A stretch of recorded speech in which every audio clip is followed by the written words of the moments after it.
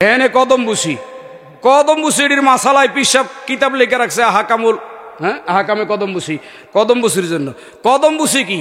কদম বুসি হইল আপনার এই দুই ঠোঁট উস্তাদ, মা, বাবা, বুজুর্গ, সম্মানিত ব্যক্তিবর্গের পায়ের মধ্যে দুই ঠোঁট লাগায়া চুম্বন করাকে বলে কদম বুসি।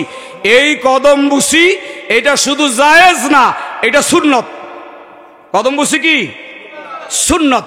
এটা স্পষ্ট হাদিস পাকের মধ্যে আছে।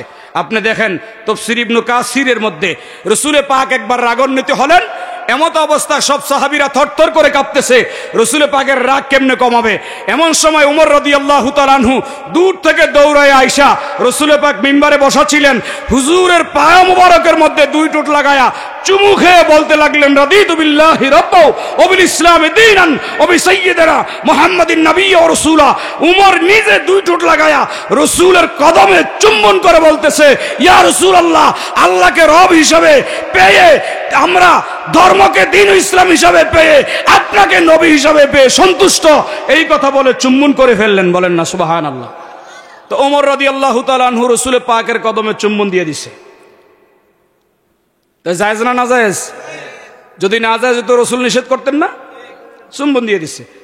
আরো বেশি অবাক হবেন, হযরতে মুআজ ইবনে জাবাল ইয়ামেন থেকে আইসা রাসূলের সিজদা দিয়ে দিছে। বুখারী শরীফের হাদিস। একবারে সিজদা দিয়ে দিছে। সাহাবীরা কয়, হুজুর আমরা যখন কই যে সিজদা দিব, আপনি কোন যে না, নিষেধ করেন, আপনি খালি কোন না। রাসূলের কাছে যদি কেউ বলতো, হুজুর আমরা একটা সিজদা দিই আপনারে, রাসূল কইতো যে না, সিজদা দিও না। আমি যদি আল্লাহ ছাড়া কাউকে সিজদা দেওয়ার অনুমতি দিতাম, তাইলে প্রত্যেকটা মহিলাকে বলতাম যে আপনারা আপন আপন স্বামীকে সিজদা করেন। কোন সাহাবীর রাসূল অনুমতি দেয় না। এক সাহাবী কয়, এরকম 40 জন সাহাবী রাসূলকে জিজ্ঞেস করছে, ইয়া রাসূলুল্লাহ আমরা একটা সিজদা দেই। অমুক সাহাবী কয়, হুজুর সিজদা দেই। 40টা হাদিস আছে এইভাবে। 40 জন সাহাবী কয়, হুজুর কয় না না, সিজদা দিও না। আল্লাহ ছাড়া সিজদা দিতে কইলে আমরা মহিলাকে কইতাম তার স্বামীরে সিজদা দিতে। হঠাৎ করে মুআজ বিন জাবাল ইয়ামেন তাই রাসূলের সিজদা দিয়ে দিছে। এখন সাহাবীরা কয়, হুজুর আমরা কইলাম, আমাগরে দিলেন না, ওই দিয়ে সিজদা দিয়ে দিল। কয় হয়তো অর্থ মতন জিগায় নাই, হয়তো দিয়ে দিছে। হয়তো অর্থ মতন জিগায় নাই, দিয়ে দিছে। হাদিসে আছে জিগায় নাই, দিয়ে দিছে। তো রাসূল কি নিষেধ করে দিছে? নিষেধ করে নাই। যারা জিগাইছে তাদের জন্য নিষেধ, যাদের মনে খুটকুটি আছে তাদের জন্য নিষেধ, আর যারা প্রেমিক হয়ে গেছে তাদের জন্য কিছুই নিষেধ হয় না।